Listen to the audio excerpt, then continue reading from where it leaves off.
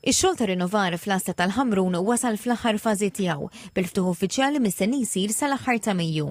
Dan wara proġett estensiv li beda fl-2024 u li bidel kompletament l-infrastruttura tal-binja.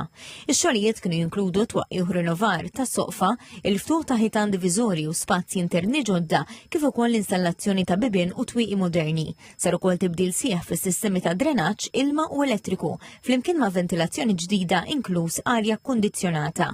Żidu wkoll suffetti, madum u amara ġdida filwaqt li bħalissa għaddej xogħol fuq il-faċċata tal-binja biex tingħata dera aktar moderna. Filmati tax-xogħlijiet mibgħuta mill-Korp tal-Pulizija jidher ċar li l-ispazji ġew infassla mill-ġdid biex ikunu aktar effiċjenti u aċċessibbli kemm għall-uffiċjali kif ukoll għall-pubbliku. Fl-istess waqt dan ix-xahar mistenni jitlesta wkoll ix-xogħol fl-Uffiċċju tal-Pulizija tal-Komunità f'Ħattart. Dan il-proġett beda fil-bidu tas-sena li għaddiet u kien jinkludi rinnovar estensiv flimkien ma' installazzjonijiet ġodda tal-elettriku u sistemi ta' arja kondizjonata kif ukoll amara moderna. Dan l-uffiċċju ġie magħmar b'charging point għal vetturi elettriċi tal-korp bħala parti mill-impenn lejn soluzzjonijiet aktar sostenibbli. B'kollox dawn iż-żewġ proġetti jiswew aktar minn 740,000 euro.